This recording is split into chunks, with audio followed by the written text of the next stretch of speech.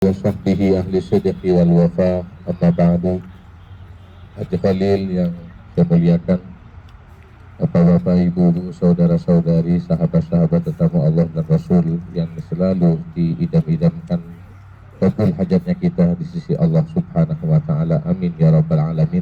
Secara singkat, karena tentunya kita sama-sama ingin menikmati suasana di Madinah, tapi ada beberapa hal yang mungkin akan bisa saya sampaikan tidak akan lebih dari 10 menit dari sekarang insya Allah, yaitu pentingnya kita menata niat.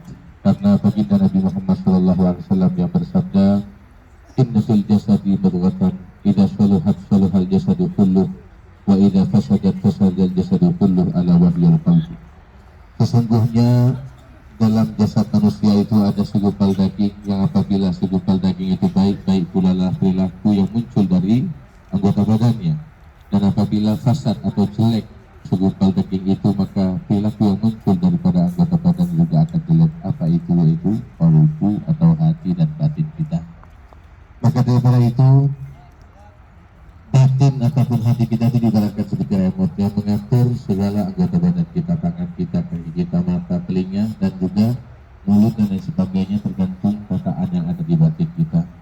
Dan kunci kebahagiaan kita bukan dilihat daripada pandangan mata, telinga, dan mulut dan anggota yang lain, tapi tentunya bahagia dan tenang batin, itulah yang kita cari. Pertama Allah dan Rasul Sallallahu Alaihi Wasallam yang dimuliakan Allah.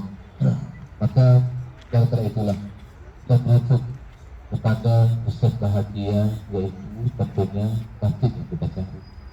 Belum tentu orang kaya akan bahagia, belum tentu orang yang sehat akan bahagia, belum tentu pejabat tinggi dia akan bahagia.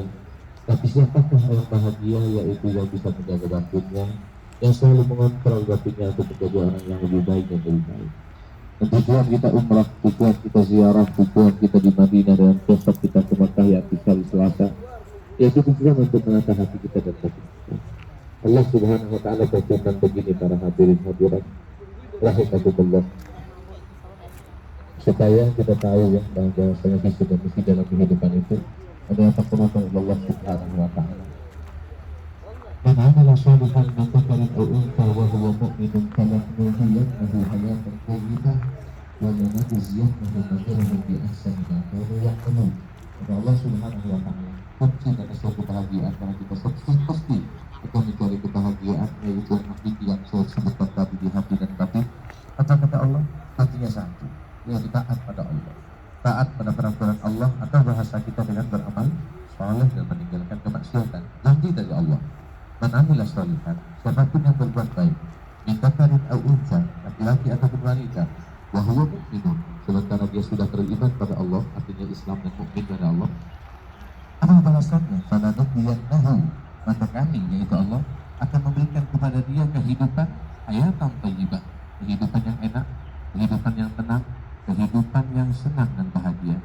Tidak cukup di situ, walanajziyannahu, dan aku, yaitu kami, yaitu Allah Subhanahu wa taala, akan membalas kepada mereka ajrahum, pahala mereka, bi ahsani ma kanu ya'malun, dari apa-apa atau lebih baik dengan apa-apa yang dia perbuat di muka bumi. Apa itu? Yaitu surga.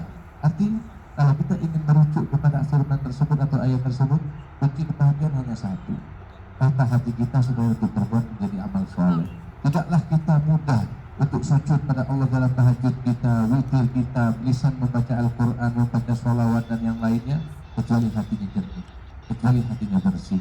Terus bagaimana caranya untuk bisa menata hati kita dan membersihkan hati kita? Ala bidzikrillahi tatma'innul qulub. Allah tidak memberikan resep. Bukankah dengan berzikir pada Allah Subhanahu wa taala, hati dan batin kita akan menjadi bahagia dan menjadi tenang. Ini yang harus saya sampaikan. Masih ada waktu 2 menit lagi kira-kira. Maka inilah, marilah selama kita di Madinah dan di Makkah, atau nanti kita akan melakukan umrah, ini yang kita cari, sehingga siapapun kita, mau kita dokter, mau kita polisi, mau kita habib, mau kita ustadz, mau kita pedagang, mau kita petani, siapapun kita, pulang ke rumah kita insya Allah akan mendapatkan kebahagiaan yang hakiki. Hakikat kebahagiaan itu di mana sih? Yaitu kita yang menata rumah kita, istri kita salehah, suami kita baik, anak-anak kita nurut dan manut, tidak ada perselisihan di antara keluarga. Ini hakikat kebahagiaan. Dan kalau melihat istri kita berjilbab, suami kita Islami, kemudian ada dikumandangkan mereka menutup TV-nya, tidak hobi musik-musikan, kembali kepada tempatnya, pada waktu dan tempatnya diatur, jangan musik terus. Tapi kita lihat waktu azan dimatikan TV-nya, matikan TV, kita ini sudah berubah, kita sudah mulai udah berumur dan udah lanjut usia. Insya Allah kita hanya sebentar lagi akan menunggu kematian, dan pasti itu ditunggu atau tidak, kematian pasti ada. Maka daripada itu, pulanglah kita dengan visi dan ini dan tujuan ini, niatan seperti ini, insya Allah sehingga kita tambah rindu pada Nabi Muhammad. Apalagi sudah masuk ke Masjidin Nabawi, kita lihat begitu hebatnya Rasulullah SAW.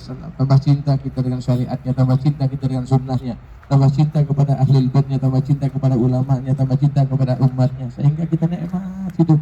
Jangankan kita kaya, seandainya ada nasib yang lain pun, insya Allah kita tetap bahagia. Apalagi harapan kita setelah umrah ini, semuanya akan lebih baik. Dunia kita lebih baik, usaha kita lebih baik, jabatan kita lebih baik, aktivitas kita lebih baik, sehingga selalu Allah akan memberikan keberkahan kepada kita, sebagaimana selalu kita berdoa, Rabbana atina fid dunya hasanah wa fil akhirati hasanah wa qina adzabannar. Ya Allah, berikan kami kebahagiaan di dunia dan kebahagiaan di akhirat, lepaskanlah kami dari siksa api neraka. Dan kemudian untuk memberikan semangat kepada kita supaya kita ini tidak salah dalam mengatur waktu dan menata waktu. Ingat, umrah itu bukan hanya sekedar refreshing ataupun city tour saja.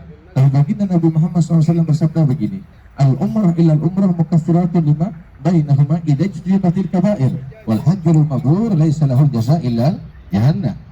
Umrah kepada umrah yang lain akan menjadi pelebur dosa di antara keduanya apabila dosa-dosa besar ditinggalkan, dan haji mabrur tidak ada balasan yang setimpal dan sepadan untuknya kecuali adalah surga. Sehingga umrah adalah anak rantai pertama kita untuk bisa haji, sehingga tetap kita berdoa di manasik kita, di ibadah kita dengan doa yang baik. Insya Allah umrah adalah sebagai tangga, dan kita akan menjadi mendaftar niatan untuk haji yang kabir atau haji akbar, haji yang benar-benar untuk menjadikan rukun Islam yang kelima kita lakukan.